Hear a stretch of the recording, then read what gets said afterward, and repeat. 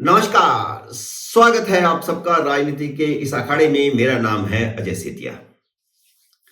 मित्रों, कांग्रेस पिछले 2 चुनावों से हिंदू मुस्लिम ध्रुवीकरण का नतीजा भुगत रही है। कांग्रेस जब पहली बार 2014 में हारी, जब उसकी सीटें 206 से घटकर 44 हो गई, तो सोनिया गांधी ने चुनाव नतीजों का विश्लेषण करने के लिए एक कमेटी बनाई थी, जिसके अध्यक्ष ए.के. एंटनी थे। केरल के पूर्व मुख्यमंत्री और पूर्व रक्षा मंत्री ए.के. एंटनी ईसाई हैं और उनकी अध्यक्षता में बनी कमेटी की रिपोर्ट यह थी कि कांग्रेस की छवि हिंदू विरोधी और मुस्लिम पार्टी की बन गई है। इस छवि को बदलना होगा। लेकिन कांग्रेस ने अपनी छवि में सुधार के बारे में कुछ नहीं सोचा और 2019 में फिर एक झटका झेल चुकी है। इसके बावजूद उसे समझ नहीं आ रही कि उसे क्या करना चाहिए। ए.के. एंटनी कमेटी की रिपोर्ट को दोबारा पढ़ना चाहिए या उसको छोड़ देना चाहिए, और कांग्रेस ने उसे छोड़ दिया। इस बार तो कांग्रेस ने अपनी करनी और कथनी दोनों तरीकों से बता दिया है कि वह एक मुस्लिम पार्टी है। केरल में राहुल गांधी ने सिर्फ मुस्लिम लीग ही नहीं, बल्कि आतंकवादी मुस्लिम संगठन पीएफआई का भी समर्थन ले लिया है, जिसे भारत सरकार बैन कर चुकी है। हिंदुओं की आंखों में धूल झोंकने के लिए मुस्लिम लीग और एसडीपीआई ने कहा कि वे राहुल गांधी के रोड शो में हरे रंग के इस्लामिक झंडे न दिखाएं। तो इन दोनों मुस्लिम संगठनों ने कांग्रेस के सामने शर्त रख दी कि अगर राहुल गांधी के रोड शो में कांग्रेस अपना झंडा नहीं दिखाएगी तो वह भी नहीं दिखाएगी। तो कांग्रेस ने मुस्लिम संगठनों की यह शर्त मान ली। मुस्लिम कट्टरपंथियों के तुष्टीकरण के लिए अब इससे ज्यादा कांग्रेस और क्या कर सकती है। अब कांग्रेस की कथनी भी देख लीजिए। मैंने आपको कांग्रेस की करनी दिखा दी, वायनाड की, और अब उसकी कथनी भी देख लीजिए। कांग्रेस को इतना भी नहीं पता कि वह जमाना चला गया है जब किसी पार्टी के चुनाव घोषणा पत्र को कोई पढ़ता ही नहीं था। बारीकियों में जाना तो दूर की बात, घोषणा पत्र जारी करना एक फॉर्मेलिटी हुआ करती थी। घोषणा पत्र की प्रतियां लोगों तक पहुंचती नहीं थी। तब सोशल मीडिया नहीं था, इंटरनेट नहीं था। अब एक एक लाइन की चीरफाड़ का जमाना आ गया है। घोषणा पत्र सोशल मीडिया पर तुरंत वायरल हो जाता है और लोग उसे पढ़ते हैं, उसकी चीरफाड़ करते हैं। और कांग्रेस के इस बार के घोषणा पत्र ने आजादी से पहले की मुस्लिम लीग की मांगों की याद ताजा कर दी। मुस्लिम लीग की वे सभी मांगे सेक्युलरिज्म के खिलाफ थी। इसीलिए नेहरू, पटेल और गांधी ने भी वे बातें नहीं मानी, क्योंकि वे सारी बातें देश को इस्लामीकरण की तरफ ले जाने वाली बातें थी। इसीलिए देश का बंटवारा हुआ। लेकिन 75 साल बाद कांग्रेस का घोषणा पत्र मुस्लिम कट्टरपंथियों के आगे झुक गया है। संविधान यूनिफॉर्म सिविल कोड की बात करता है।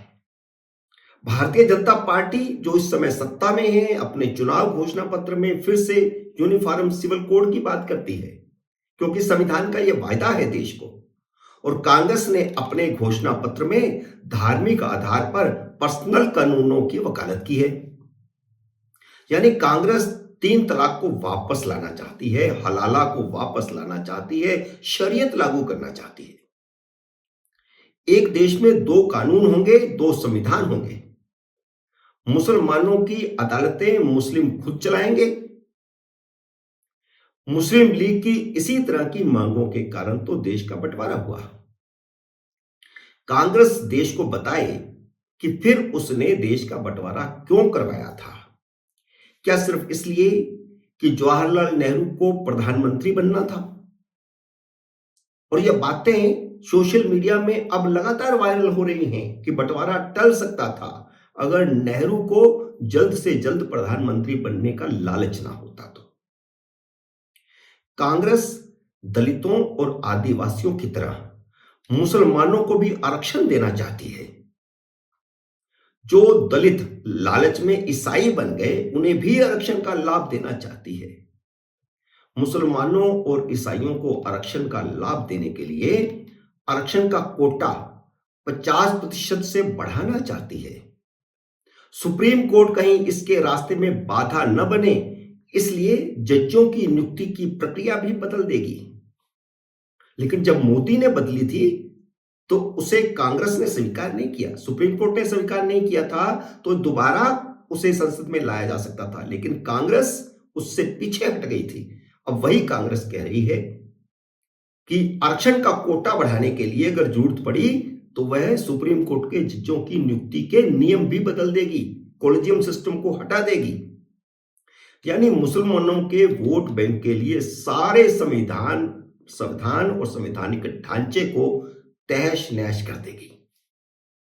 यह वही कांग्रेस है जो मोदी पर संविधान बदलने का आरोप लगा रही है, संविधान और लोकतंत्र बचाने के नाम पर वोट मांग रही है। प्रधानमंत्री नरेंद्र मोदी ने जब कांग्रेस के घोषणा पत्र का पोस्टमार्टम कर डाला तो कांग्रेस तिलमिला उठी है, क्योंकि उसने तो अपना घोषणा पत्र सिर्फ मुसलमानों को पढ़ाने के लिए बनाया था, सिर्फ वामपंथियों को पढ़ाने के लिए बनाया था। कन्हैया जैसे लोग जो भारत तेरे टुकड़े होंगे के नारे लगाते थे, वे अब कांग्रेस की कार्यसमिति के सदस्य बन गए हैं। उनके प्रभाव में आकर के इस तरह का चुनाव घोषणा पत्र बना है। अपने घोषणा पत्र में कांग्रेस ने वे सभी मांगे स्वीकार कर ली हैं जिन्हें संविधान सभा ने ठुकरा दिया था। जिस मुस्लिम लीग को राहुल गांधी सेक्युलर बता रहे हैं, उन्होंने इंग्लैंड में एक प्रेस कॉन्फ्रेंस में जो प्रेस क्लब की तरफ से थी, उसके अंदर जब इस मुस्लिम लीग के बारे में सवाल पूछा गया तो उन्होंने कहा कि मुस्लिम लीग तो ये सेक्युलर है, ये तो भारत की मुस्लिम लीग है, वो बंटवारे वाली मुस्लिम लीग पाकिस्तानी वाली नहीं है। और बंटवारे के बाद उसी मुस्लिम लीग के सदस्यों ने, जो भारत मेरे मुस्लिम लीग रह गई थी, उसके सदस्यों ने संविधान सभा में मुसलमानों की अलग पहचान, अलग चुनाव क्षेत्रों, अलग कानूनों और अलग नियमों की मांग रखी थी, जिसे ठुकराते हुए सरदार पटेल ने कहा था कि भारत में भारतीय बनकर रहो।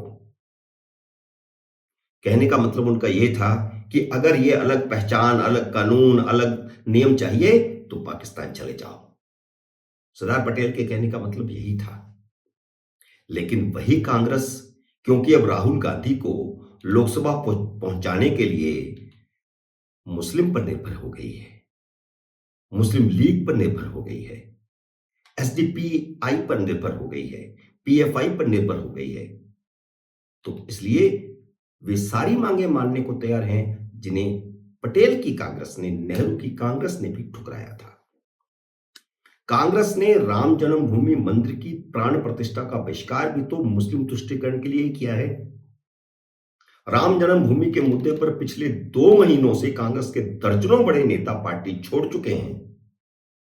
पार्टी छोड़ने वाले नेताओं ने गांधी परिवार पर वामपंथी और मुस्लिम कट्टरपंथियों के हाथों में खेलने का आरोप लगाया है। लेकिन यही बात मोदी ने कह दी तो कांग्रेस तिलमिला उठी है। वह चुनाव आयोग को शिकायत करने पहुंची है, लेकिन उसकी पोल तो चौराहे पर खुल गई है।